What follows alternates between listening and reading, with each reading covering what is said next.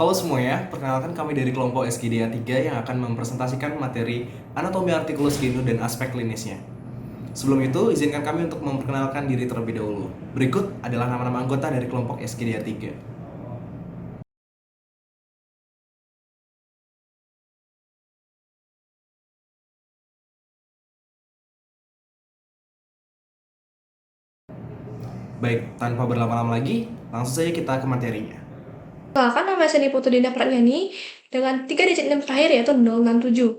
Dalam dunia medis, tentunya kita sudah tidak asing dengan istilah anatomi, di mana istilah anatomi ini sangat berkaitan erat dengan pengetahuan-pengetahuan yang mempelajari tentang struktur-struktur tubuh dari makhluk hidup, tepatnya pada manusia, di mana struktur ini memiliki fungsi-fungsi tertentu, dan apabila suatu fungsi dari struktur tersebut mengalami perubahan, maka akan timbul berbagai penyakit. Manusia umumnya melakukan aktivitas setiap hari baik di dalam rumah maupun di luar rumah. Nah, aktivitas-aktivitas tersebut tentunya melibatkan berbagai bagian tubuh kita, tepatnya pada alat gerak kita, baik alat gerak atas maupun alat gerak bawah. Nah, apabila kita melakukan suatu kegiatan dengan menggunakan alat gerak kita, itu akan menimbulkan dua dampak, ada dampak positif dan juga ada dampak negatif. Dampak positifnya adalah sendi-sendi pada alat gerak kita menjadi tidak kaku, dan dampak negatifnya adalah apabila kita terlalu overwork, maka sendi-sendi kita akan merasa sakit atau merasa nyeri. Nah, pada kesempatan kali ini, kami akan mengangkat student project yang berjudul dengan anatomi articulus genu dan apa sih aspek klinisnya. Secara gambaran umum, articulus genu merupakan sendi yang terdapat pada regio patella atau ekstremitas bawah kita, yang dimana sendi tersebut berhubungan erat dengan ligamen-ligamen, yang dimana ligamen ini membantu dalam pergerakan sendi tersebut, dan juga ligamen ini sangat berhubungan erat dan tulang-tulang yang ada di ekstremitas bawah.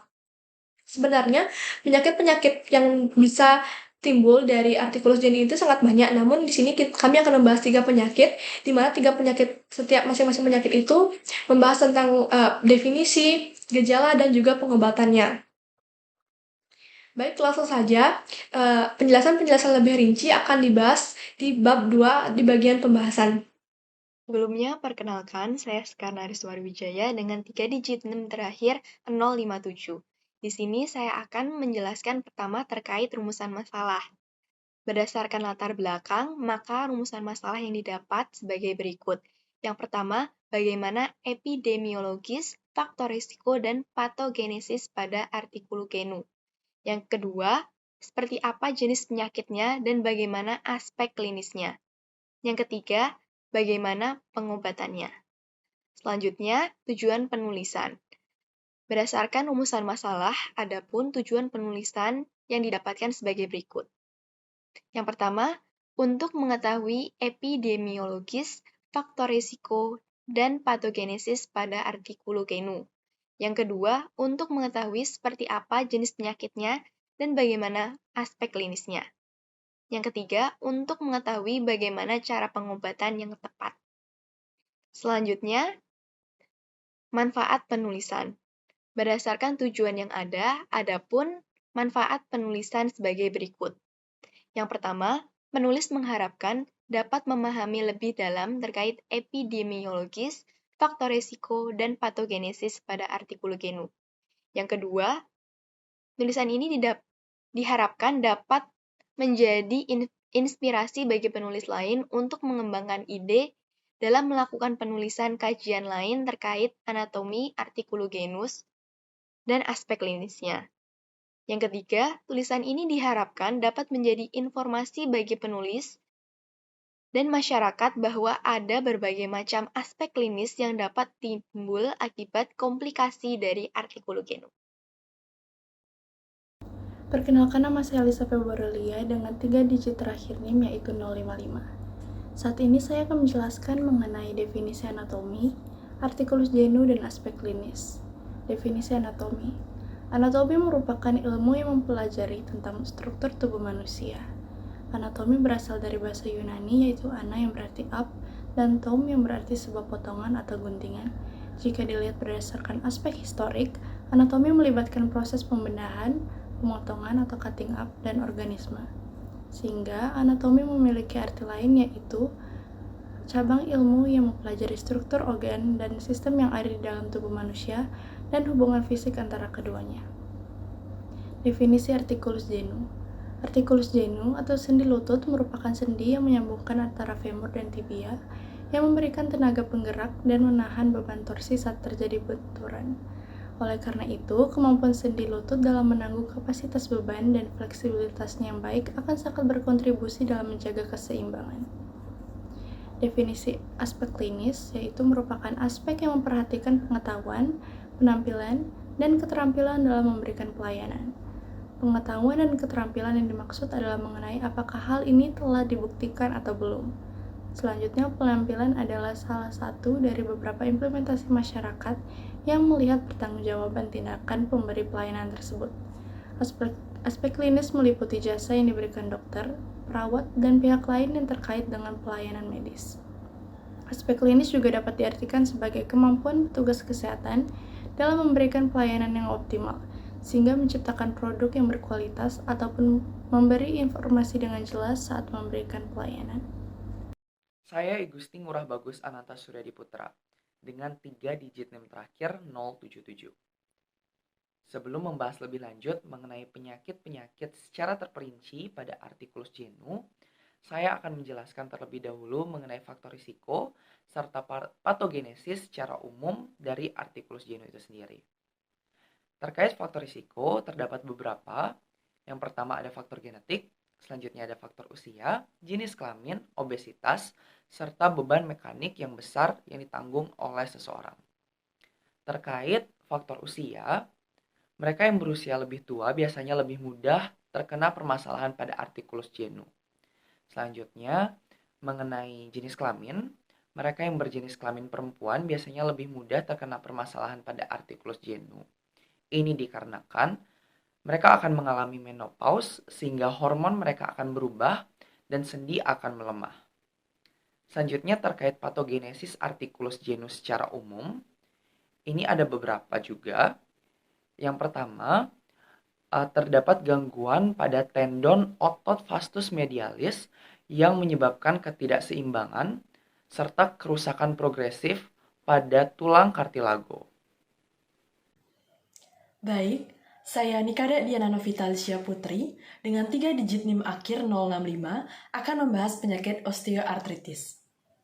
Osteoartritis merupakan proses degeneratif atau kondisi kesehatan yang semakin memburuk yang mempengaruhi struktur sendi pada lutut dan melibatkan kerusakan progresif pada tulang rawan artikular dan tulang subkondral serta perubahan reaktif pada struktur sendi yang berdekatan. Osteoartritis dapat terjadi karena rusaknya faktor-faktor protektif pada sendi dan akibat komplikasi dari penyakit lain seperti asam urat. Selain itu, faktor lain penyebab osteoartritis seperti yang pertama usia lanjut. Semakin berumur atau mengalami penuaan dapat merubah struktur dan fungsi dari sendi, sehingga bisa menyebabkan penyakit osteoartritis. Yang kedua, jenis kelamin wanita. Wanita dapat mengalami menopause dan perubahan hormonal sehingga menurunkan fungsi sendi dan menyebabkan osteoartritis. Yang ketiga, kegemukan. Sendi tidak dapat menopang tubuh yang terlalu berat atau obesitas. Hal ini akan memberikan beban ekstra khususnya pada lutut dan panggul sehingga dapat menyebabkan kerusakan dan perkembangan osteoartritis. Yang keempat, ada riwayat cedera pada sendi. Riwayat mengalami patah tulang atau cedera ligamen dapat meningkatkan risiko osteoartritis di masa mendatang. Yang kelima, riwayat anggota keluarga kandung yang mengalami osteoartritis juga dapat meningkatkan risiko osteoartritis pada anggota keluarga lain. Selanjutnya, kelainan pada sendi seperti lutut yang berbentuk O atau X dapat meningkatkan risiko terjadinya osteoartritis. Dan beraktivitas atau bekerja yang membebani sendi secara terus-menerus juga dapat memicu dan mempercepat perkembangan osteoartritis. Gejala dari penyakit osteoartritis yaitu akan terasa sangat nyeri pada sendi lutut, terasa kaku pada sendi setiap biasanya bangun pagi, dan adanya pembengkakan pada sendi. Baik, sebelumnya perkenalkan nama saya Niputu Miracle Dwinata dengan 3 digit NIM terakhir 073. Diagnosa. Mendiagnosis osteoartritis bisa dilakukan dengan beberapa langkah, yakni yang pertama, menyampaikan kepada dokter mengenai riwayat kesehatan seperti gejala-gejala dan juga masalah medis lainnya. Kemudian melakukan pemeriksaan fisik untuk memeriksa kesehatan umum, dan dilanjutkan dengan mengambil gambar sendi menggunakan sinar X, melakukan tes darah, dan juga mengambil sampel cairan sendi. Pengobatan. Terdapat beberapa metode yang dapat dilakukan dalam menangani osteoartritis, mulai dari gaya hidup hingga medis. Metode yang pertama yakni metode non-farmakologis, di mana metode ini dilakukan dengan cara memperbaiki pola hidup dan biasanya dilakukan ketika pasien masih pada fase gejala ringan, seperti menjaga berat badan agar ideal dan juga memperhatikan gerakan tubuh agar jangan sampai melakukan gerakan yang dapat membahayakan sendi, seperti berdiri atau naik turun tangga terlalu sering. Metode selanjutnya adalah metode farmakologis dan medis.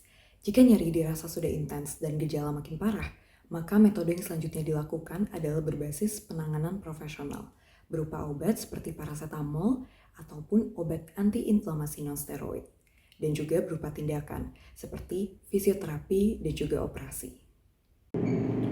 Penyakit kondromalacia patella. Kondromalacia patella adalah peradangan dan pelunakan tulang rawan di bagian bawah patella. Kondisi ini dikenal sebagai sindrom patellofemoral. Beberapa faktor yang dapat menyebabkan kondromalacia patella antara lain kelemahan otot vastus medialis oblik, ketegangan pada retinaculum lateral, dan beban mekanik. Salah satu gejala klinis yang paling umum pada kondisi kondromalacia patella adalah nyeri di sekitar lutut, yang biasanya terletak di belakang patella dan yang muncul dengan beban dan krepitasi. Dengan demikian, kondromalacia patella adalah penyakit yang kompleks yang dapat menghalangi pasien untuk melakukan aktivitas sehari-hari seperti naik turun tangga, jongkok, berdiri, melompat, berlari, dan berolahraga. Penyebab dari kondromalacia patella yang pertama ada malalignment.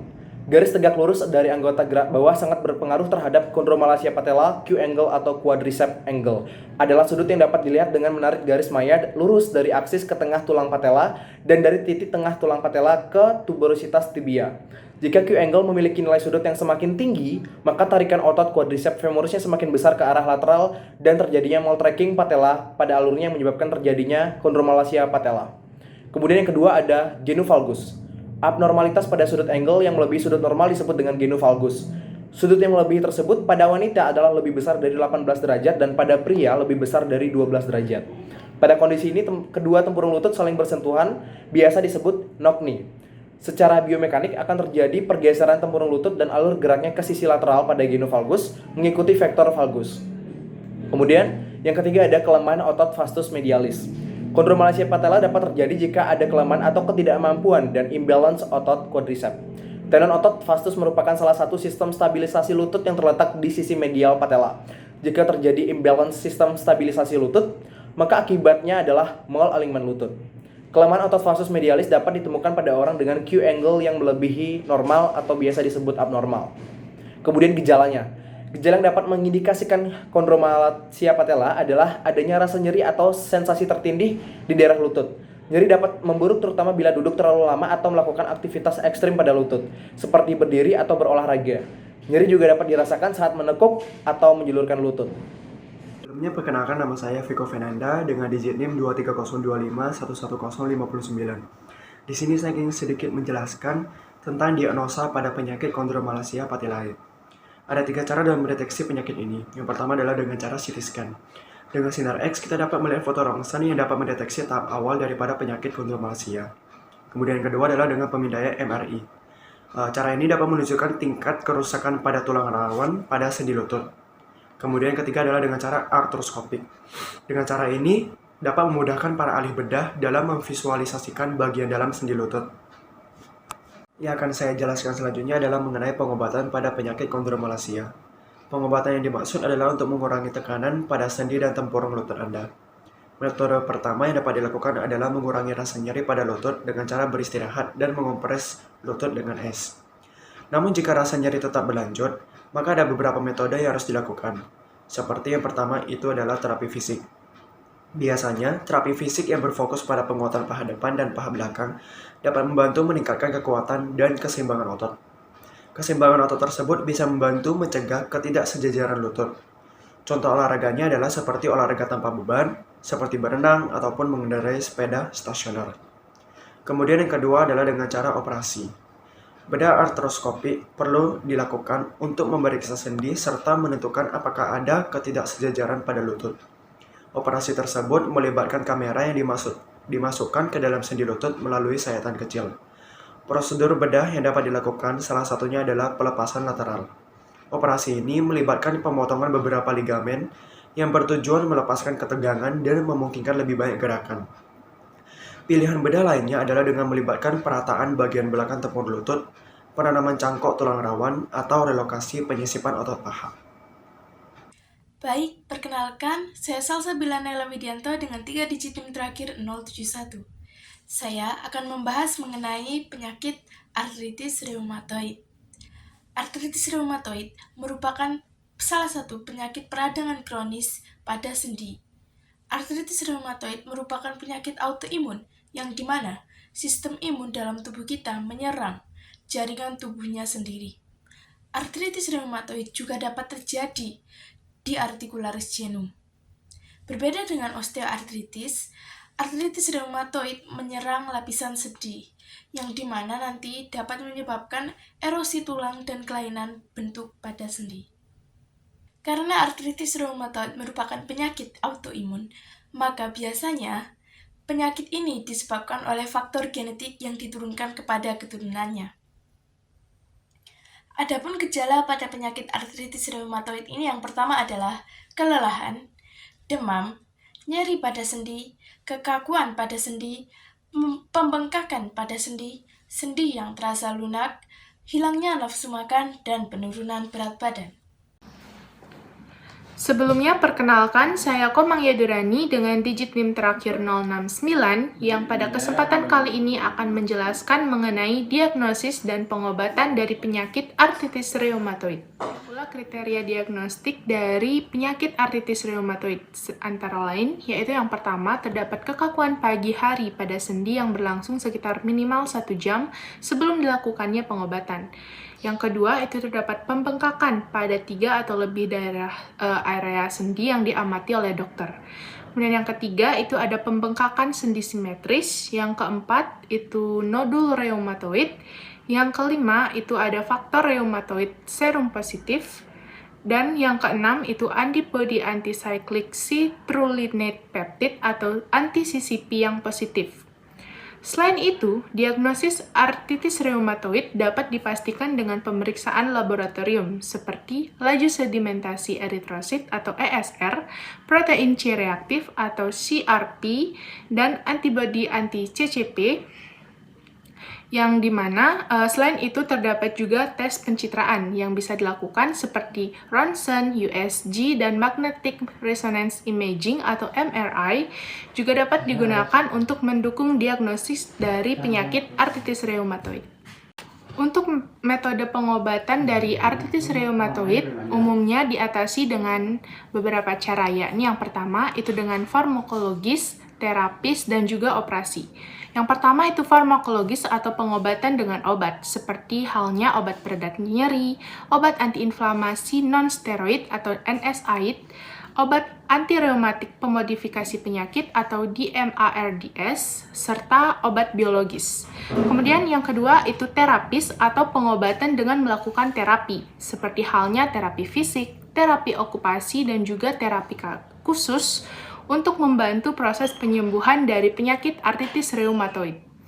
Kemudian yang ketiga, itu terdapat operasi yang merupakan tindakan yang dilakukan jika sudah terjadi kerusakan sendi yang parah.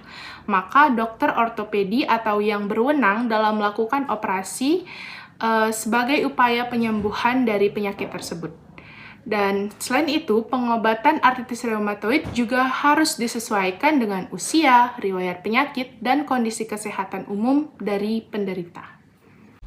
Perkenalkan, nama saya Ivani Aurelia Sembiring dengan 3 digit NIM terakhir 061. Di sini saya akan menjelaskan tentang perawatannya. Perawatan penyakit artritis reumatoid melibatkan pendekatan multidisiplin yang mencakup terapi fisik, manajemen nyeri, dan dukungan psikososial. Yang pertama ada terapi fisik. Latihan fisik teratur seperti jalan kaki, berenang, atau latihan kekuatan ringan dapat membantu mempertahankan fleksibilitas sendi, kekuatan otot, dan keseimbangan. Terapi okupasi dan fisioterapi dapat membantu meningkatkan fungsi sendi dan kualitas hidup. Yang kedua, ada manajemen nyeri. Penggunaan kompres hangat atau dingin dapat membantu mengurangi nyeri dan peradangan. Teknik relaksasi seperti pernapasan dalam dan meditasi dapat membantu mengurangi stres dan nyeri. Penggunaan alat bantu seperti tongkat atau penyangga sendi dapat membantu mengurangi beban pada sendi yang terkena. Yang ketiga, ada dukungan psikososial.